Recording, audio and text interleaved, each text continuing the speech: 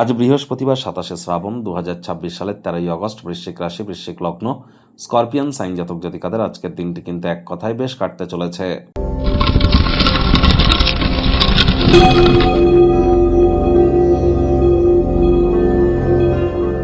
ভিডিওটির শুরুতেই স্ক্রিনে আপনারা দেখতে পাচ্ছেন বৃহস্পতির বীজমন্ত্র ওম গ্রাং গ্রিং গ্রৌং স গুরাবে নমঃ।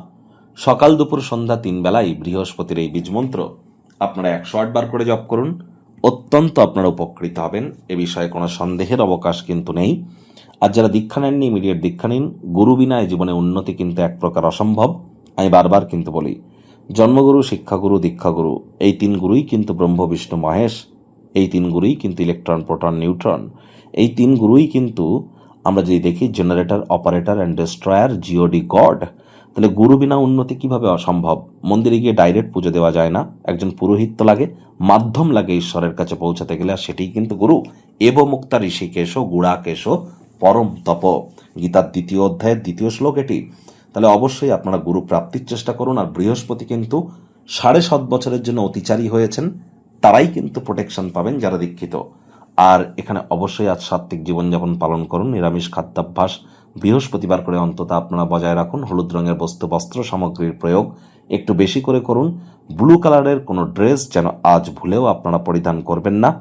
আর আপনার জন্মগুরু, আপনার শিক্ষাগুরু, আপনার দীক্ষাগুরু, এই 3 গুরুর প্রাপ্তিতে আপনাদের নিরলস প্রচেষ্টা কিন্তু করা উচিত। পারলে গুরুদের সেবা এবং গুরুদের উদ্দেশ্যে আপনারা 19শে অগস্টের পর বিশেষ কোনো কিছু পরিকল্পনা করতে পারেন। কারণ 19শে অগস্টের পর কিন্তু বৃহস্পতি উচ্চস্থ অতিচারী থাকাকালীন অবস্থায় বুধের নক্ষত্র অশ্লের সাথে গোচর করতে চলেছে, যা আমাদের ব্যক্তিত্বের মান এবং গুণগত স্তরকে অনেক মহিমান্বিত কিন্তু করবে।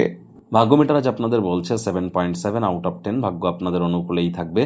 পরিবার এবং কর্মজাগতিক ক্ষেত্রে আপনাদেরকে একটু সাবধানতা অবলম্বন করেই চলতে হবে। দিনের শুরুটা যোগব্যায়াম, ধ্যান, প্রাণায়ামের মাধ্যমে করুন। মন্দির, মসজিদ, গুরুদ্বারা ভ্রমণ করুন। মেন্টাল রিলিফ আপনারা পাবেন। সারাটা দিন ধরে শক্তির স্তরকে বজায় রাখতে পারবেন। আজ যারা দীর্ঘদিন ধরে আর্থিক সংকটের মধ্য দিয়ে যাচ্ছিলেন, আপনার থেকে বয়সে কোনো বড় ব্যক্তি বা আপনার অভিভাবক, অভিভাবিকা বা আপনার মেন্টর, আজ তাদের সহযোগিতার কারণে আর্থিক ঝঞ্ঝাট থেকে কিছুটা হলেও রিলিফ কিন্তু আপনারা প্রাপ্তি করতেই পারেন। নতুন উদ্যোগ, পরিকল্পনা, নির্মাণ কার্যের শুরুয়াত তো করতেই পারেন, তবে তাড়াহুড়ো হটকারিতা করলেই ক্ষতি। মানুষজন আপনার নতুন আশা, মানুষজন আপনাকে নতুন নতুন হোপ, আশা, স্বপ্ন প্রদান করবে। তবে এটা অনেকটাই কিন্তু নির্ভর করছে নিজস্ব উদ্যোগের উপর। কথায় আছে, অন্যের বুদ্ধিতে কোটিপতি হওয়ার থেকে নিজের বুদ্ধিতে ভিখারি হওয়াও কিন্তু ভালো। চাকরিজীবীদের অফিসে কম কথা বলে কাজ বেশি করতে হবে। মনের থেকে মস্তিষ্ককে বেশি দাম দিতে হবে। কোনো প্রকার অফিস পলিটিক্স বা গসিপিংয়ের অংশ যেন হবেন না। বসের কিন্তু কুনজরে আপনারা পড়ে যেতে পারেন। রাজনীতিবিদ যারা আছেন, জনসংযোগ বৃদ্ধি করুন। হার্ডওয়ার্ক, কঠোর কায়িক পরিশ্রমের কোনো বিকল্পই কিন্তু নেই। শিক্ষার্থী বিদ্যার্থীরা যে কোনো প্রকার পরীক্ষা প্রতিযোগিতায় সফলতা প্রাপ্তি করবেন উচ্চশিক্ষার জন্য। যারা বিদেশ যাত্রার কথা ভাবছিলেন, ভাগ্যদেবীও আজ আপনাদের পক্ষেই আছেন। সন্তান সন্ততি থেকে থাকলে তারাও তাদের কৃতিত্বের দ্বারা আপনাদেরকে গর্বিত অনুভব করাবে। হাউস ওয়াইফদের জন্য দিনটি এক প্রকার বেশ।